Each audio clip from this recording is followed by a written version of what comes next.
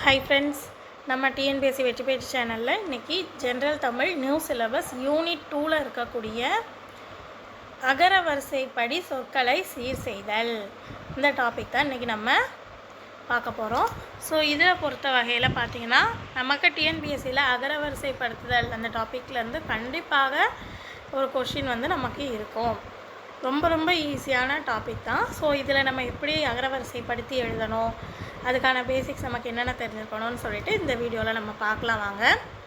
முதல்ல அகரவரிசைப்படுத்தி எழுதுகிறோம் அப்படின்னா அது என்ன ஆர்டரில் இருக்கணும். ஒரு இதை நம்ம நிறைய சொற்கள் கொடுத்துட்டு அதை நம்மளை அகரவரிசைப்படுத்தி எழுத சொல்கிறாங்க அப்படின்னா முதல்ல இருக்க வேண்டியது உயிரெழுத்துக்கள் தான். உயிரெழுத்துக்களில் உள்ள எழுத்துக்களை தான் நம்ம என்ன செய்யணும், முதல்ல அகரவரிசைப்படுத்தி எழுதணும். அதுக்கப்புறம் தான் என்ன செய்யணும், உயிர்மை எழுத்துக்களை அகரவரிசைப்படுத்தணும். இந்த உயிர்மை எழுத்துக்களை பொறுத்த வகையில் அது என்ன ஆர்டர், உயிரெழுத்துக்கள்னால் நமக்கு ஆட்டோ அக்கு தெரியும்.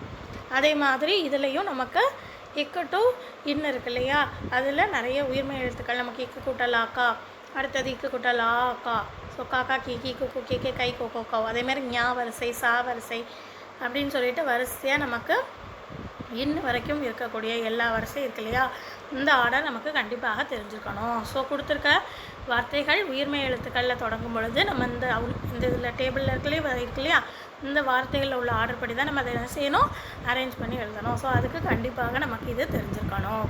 இப்போ இதை வச்சு நம்ம ஃபஸ்ட்டு கொஷின்ஸ் பார்க்கலாமா, இந்த மாதிரிலாம் கேட்பாங்க, எப்படி நம்ம அதை சரி பண்ணி ஆன்சர் பண்ணி எழுதணும்னு. ஃபஸ்ட்டு கொஷின் பாருங்கள், அகர வரிசைப்படுத்துதல். ஒழுக்கம், உயிர், ஆடு, எளிமை, அன்பு, இரக்கம், ஓசை, ஐந்து, ஈதல், ஊக்கம், ஏது, ஔவை. ஸோ இது கொடுத்துருக்காங்க. இதை கொடுத்துட்டு என்ன சொல்லியிருக்காங்க, அகர வரிசைப்படுத்தி நம்மளை எழுத சொல்லியிருக்காங்க. அப்போ இந்த சொற்கள் எல்லாமே பாருங்கள், எல்லாமே என்ன எழுத்துல தொடங்குது, எல்லாமே உயிரெழுத்தில் தான் தொடங்குது. அப்போது உயிரெழுத்தில் நமக்கு வரிசை தெரியும் இல்லையா, அ ஆ இ வரிசை தெரியும். அப்போ முதல்ல ஆ வரிசையில் என்ன வரும், அன்பு. அப்போ அன்பு நம்ம எழுதியாச்சு. அடுத்தது பாருங்கள், அடுத்தது ஆடு வரும், எழுதிட்டோமா. அடுத்தது இரக்கம் எழுதியாச்சு. அடுத்தது ஈதல் எழுதியாச்சு. அடுத்தது கீழே பாருங்கள் ஈக்கு அடுத்து உயிர் எழுதியாச்சு. அடுத்து ஊக்கு ஊக்கம் எழுதியாச்சு. அடுத்து எளிமை எளிமை எழுதியாச்சு. ஏது எழுதியாச்சு. ஐக்கு ஐந்து எழுதியாச்சு. அடுத்து ஒழுக்கம் எழுதிட்டோம். அடுத்து இருக்கான்னு பார்க்கணும், ஓசை இருக்குது, அப்போ ஓசை. அடுத்தது ஔவைக்கு அவுக்கு ஔவை இருக்குது, ஔவை எழுதியாச்சு. ஸோ இதை என்ன செஞ்சாச்சு, நம்ம அகர வரிசைப்படுத்தி எழுதியாச்சு. இதே மாதிரி நம்ம என்ன செய்யணும், வரிசையாக எழுதணும். அடுத்தது பாருங்கள், அடுத்த கொஸ்டின் பாருங்கள், அகர வரிசைப்படுத்துக. பெண்கள், பாரதம், புதுமை, பீலி, பேருந்து, பூமி, பழங்கள், பொதுக்கூட்டம், பையன், போக்குவரத்து, பின்னரவு. ஸோ இந்த மாதிரி கொடுத்துருக்காங்க. இது ஃபுல்லாக பாருங்கள், எல்லாமே பாருங்கள். ஃபஸ்ட்டு பார்க்கும் பொழுதே உங்களுக்கு தெரியுது எல்லாமே என்ன வரிசையில் இருக்குது, பாவரிசையில் உள்ள சொற்கள் தான் இருக்குது. அப்போ நம்ம பாவரிசையில் உள்ள உயிர்மை எழுத்துக்களில் தொடங்கக்கூடிய சொற்கள் இங்கே இருக்குது. அதை நம்ம பாவரிசை அதுக்கு நம்ம அந்த டேபிளில் பார்த்தோம் இல்லையா, அப்போ அதில் என்னது பாப்பா, பிபி, பூ, பேப்பா, பை, பூப்போ, அந்த ஆர்டரில் வரணும். ஸோ நடுவில் எதுவும் இல்லைன்னா அதை நம்ம விட்டுற வேண்டியதான். ஃபஸ்ட்டு பாருங்கள், பா தான் நமக்கு முதல்ல வரணும். அப்போ பால் எதுவும் வார்த்தைகள் இருக்கா பாருங்கள், பழங்கள் இருக்குது, அப்போ முதல்ல அதை எழுதிட்டோம். அடுத்தது என்னது, பா வரணும். பால் எதுவும் இருக்கா, பாரதம் இருக்குது, அப்போ அதை எழுதியாச்சு. பா அதுக்கப்புறம் என்ன வரும், பி, அப்போ பின்னரவு இருக்குது, அப்போ இதை எழுதியாச்சு. அடுத்தது பி வரும், அப்போ பீலி இருக்குது, அதை எழுதியாச்சு. அடுத்தது பூக்கு என்ன இருக்குங்க, புதுமை இருக்குது, அப்போ அதை எழுதிட்டோம். அடுத்தது பூக்கு பூமி இருக்குது, எழுதியாச்சு. அடுத்தது பெண்கள் எழுதியாச்சு. அடுத்து பேருந்து எழுதியாச்சு. நெக்ஸ்ட் என்ன வரும், பை, அப்போ பையன் இருக்குது, அதை எழுதிட்டோம். அடுத்தது போக்கு பொதுக்கூட்டம் இருக்குது, எழுதியாச்சு. அடுத்தது போக்குவரத்து. ஸோ இந்த ஆர்டரில் என்ன செய்யணும், எழுதணும். அடுத்த கொஸ்டின் பாருங்கள், அகர வரிசைப்படுத்துக. பூனை, தையல், தேனி, ஓணான், மான், வவ்வால், கிளி, மாணவன், மனிதன், ஆசிரியர், பழம்.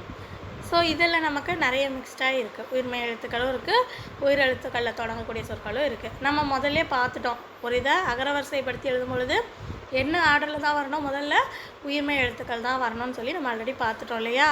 அப்போ முதல்ல எழுதலாமா, முதல்ல என்ன வரணும், உயிர் எழுத்துக்களில் இதெல்லாம் இருக்குது, ஆசிரியர் இருக்குது, இன்னொன்று என்ன இருக்குது, ஓணான் இருக்குது. இது ரெண்டு தான் உயிர் எழுத்து. அப்போ இது ரெண்டில் எது ஃபஸ்ட்டு வரணும், தான் ஃபஸ்ட்டு வரணும். அப்போ ஆசிரியர், அடுத்தது ஓணான் எழுதிட்டோம். மிச்சம் இருக்க இதில் என்னென்ன வரிசை வரணும்னு பாருங்கள். முதல்ல காவரிசையில் என்ன இருக்குது, கிளி இருக்குது, அப்போ அதை எழுதியாச்சு. வேறு எதுவும் காவரிசை இல்லை. அடுத்து சா வரிசை இல்லை. அப்படியே வந்தீங்கன்னா அடுத்து தாவரிசை சொற்கள் இருக்குது. அப்போ தாவரிசையில் என்னெல்லாம் இருக்குதுன்னு பாருங்கள். தேனி இருக்குது, இன்னொன்று என்ன இருக்குது, தையல் இருக்குது. தேக்கு அப்புறம் தான் தை, தே தை தான். அப்போ முதல்ல தேனி வரணும், அடுத்தது தையல் வரணும்.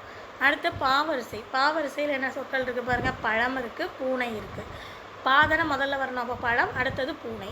அடுத்து மாவரிசையில் மாணவன், மனிதன், மான் 3 சொற்கள் இருக்குது. முதல்ல மாதா வரணும், அப்போ மனிதன் எழுதியாச்சு. ரெண்டாவது என்ன வரணும், மாணவனும் இருக்குது, மானும் இருக்குது. அப்போ நம்ம முதல் 2 எழுத்துமே மாமான் இருக்கிறதுனால அடுத்து 2வது எழுத்து இருக்கு இல்லையா, மாணவன் அந்த 2வது எழுத்தும் மாணவன் மானில் இருக்கக்கூடிய 2வது எழுத்தையும் கம்பேர் பண்ணி பார்க்கணும். எது 2ல் எது முதல்ல வரும், 3 சொல்லியிருந்தால் முதல்ல வரும். அப்போ மாணவன் ஃபஸ்ட்டு வரணும், 2வது மான் வரணும். மிச்சம் இருக்கிறது வௌவால், அது லாஸ்ட். அவ்வளோதான். அடுத்த கொஸ்டின் பாருங்கள். அகர வரிசைப்படுத்துதல். பச்சை, வட்டம், தேங்காய், தேக்கம், மஞ்சை. ஸோ இதில் முதல்ல என்னது, நம்ம கிக்கிங் ஆர்டரில் ஃபஸ்ட்டு வரிசை தான் முதல்ல சொற்கள் இருக்குது. தேங்காய், தேக்கம். இப்போ இதுக்கு முந்தின கொஸ்டினில் பார்த்தோம் இல்லையா, ரெண்டுமே ஒரே மாதிரி ஃபஸ்ட் லெட்டர் இருக்குது.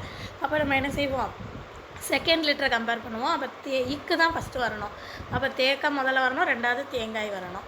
அடுத்தது என்ன வரிசையில் பார்க்கும்போது அடுத்து வரிசை உள்ள சொற்கள் இருக்குது. அப்போ பச்சை ஒன்றே இருக்கிறதுனால அதை நம்ம எழுதிடலாம். அடுத்து வரிசை வரும், அடுத்தது லாஸ்ட்டு என்னது வரிசை. ஸோ வட்டம் இருக்குது, எழுதியாச்சு. அடுத்த கொஸ்டின் பாருங்கள். அகர வரிசைப்படுத்துதல். அதில் என்ன கொஸ்டின் கொடுத்துருக்காங்க, பல்லாண்டு, முத்து, ஆமணக்கு, அரசன், கொம்பு. ஸோ இதெல்லாம் கொடுத்துருக்காங்க. நம்ம என்ன செய்யணும், அப்போ இதில் நமக்கு உயிரெழுத்துக்கள் உள்ள சொற்களும் இருக்குது, உயிர்மை எழுத்துக்கள் உள்ள சொற்களும் இருக்குது. அப்போ முதல்ல உயிரெழுத்துக்களில் என்னென்ன இருக்குதுன்னு பார்ப்போம். அரசன், ஆமணக்கு ரெண்டுமே இருக்குது. அப்போ முதல்ல ஆ தான் வரணும், அடுத்து தான் ஆ. ஸோ நம்ம எழுதியாச்சு. அடுத்தது மிச்சம் உள்ள எழுதுல எந்த வரிசையில் முதல்ல கொம்பு இருக்கிறதுனால அதை முதல்ல எழுதிட்டோம். அடுத்து பல்லாண்டு, வரிசைக்கு முத்து இருக்குது. முதல்ல பாதா வரணும் இல்லையா, அப்போ பல்லாண்டு ஃபஸ்ட்டு, முத்து. ஸோ இந்த மாதிரி நம்ம என்ன செய்யணும், வரிசையாக எழுதணும். இவ்வளோ தான் நமக்கு அகர வரிசைப்படுத்துதல். இதுலேருந்து இப்போ நான் உங்களுக்கு கொஸ்டின் கொடுத்துருக்கேன். நட்பு, அன்பு, மகிழ்ச்சி, பள்ளி, விளையாட்டு, வீடு, தோட்டம். ஸோ இதை நீங்கள் என்ன செய்யணும், இப்போ அகர வரிசைப்படுத்தி எழுதிட்டு கரெக்டாக வரிசை என்ன வரிசை வருமோ அதை கமெண்டில் சொல்லுங்கள். எத்தனை பேர் கரெக்டாக சொல்கிறீங்கன்னு பார்ப்போம். அடுத்த வீடியோவில் பார்க்கலாம்.